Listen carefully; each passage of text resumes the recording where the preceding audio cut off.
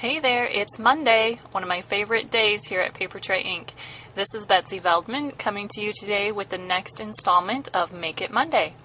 Today I have a very simple coloring technique to share with you that I call freestyle coloring, where it's okay to go outside of the lines.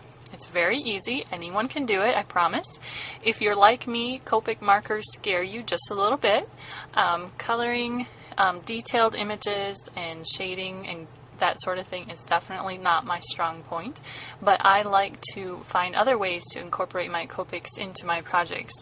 This technique just gives images more of a light-hearted, casual feel. It's great for kids' cards or teen cards. I used the globe image from Masculine Motifs, which is more of a serious type of image, but we're going to lighten it up and give it a fun feel with this freestyle coloring technique. I used several different colors of Copics, but you could also do this in more of a monochromatic color scheme or a gradient color scheme. You could also use it for backgrounds behind floral images or maybe hearts for Valentine's Day, flowers, you name it. So let's get started. Alright, so here's the project we're going to create today, and like I said, I used the globe image from Masculine Motifs, and we're going to go ahead and stamp that with some Tuxedo Black Memento ink. Since I'm going to be coloring over it with Copics, I'm going to use the Memento ink.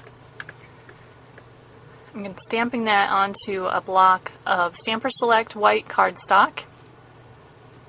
There we go. I'm going to put it at a little bit of an angle just to give it a fun feel. Now I'm using a sentiment stamp from Modern Wood Mats. It's just a fun, because of you, my world is brighter sentiment. And that's where it pairs up nicely with the technique that we're using today to add all that color to the globe image. So now I'm just going to set that aside and let that dry for a few minutes, and we're going to stamp our background. I'm going to take that same globe image, and this time I'm going to stamp it with Scarlet Jewel ink onto Pure Poppy cardstock base.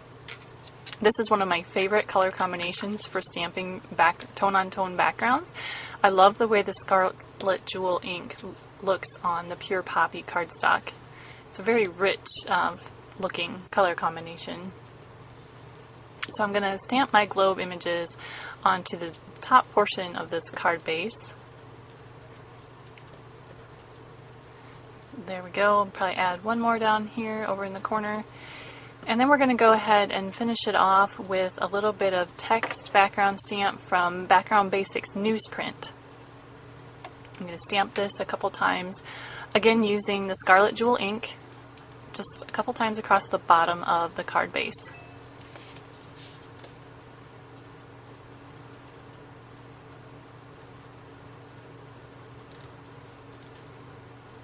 Alright, one more time across the bottom, and that will finish up our card base.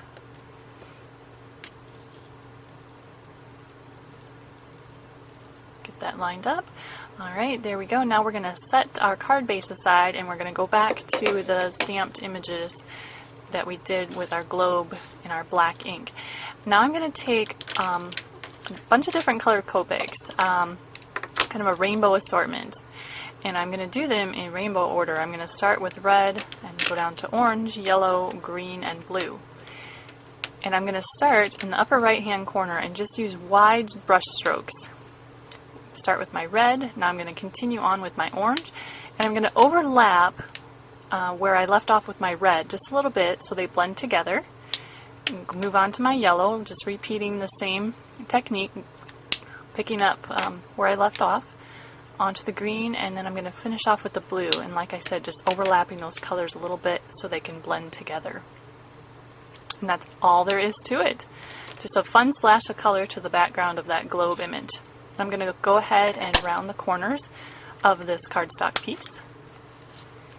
And now I'm going to put just a faux wrap to the bottom of this image. I'm using the double-ended banner die. I die cut some road trip pattern paper. I'm going to put some adhesive. I'm using the longest double-ended banner strip. Put some adhesive across the entire strip, and then I'm going to adhere it along the bottom edge of our stamped cardstock. Then I'm going to go ahead and turn it over and trim off the excess. Notice how I left one end much longer than the other. I'm going to take that long end that I trimmed off, and now I'm going to place it over the top of that first piece. It almost looks like a ribbon wrap, but out of pattern paper instead, and it's super easy because of that double-ended banner die. Now I'm going to go ahead and embellish that with a pure poppy button, which I've threaded with some button twine. Just adhere that onto the end there where the strip overlaps. And I'm going to go ahead and add some adhesive, and we're going to adhere that to our stamped cardstock base.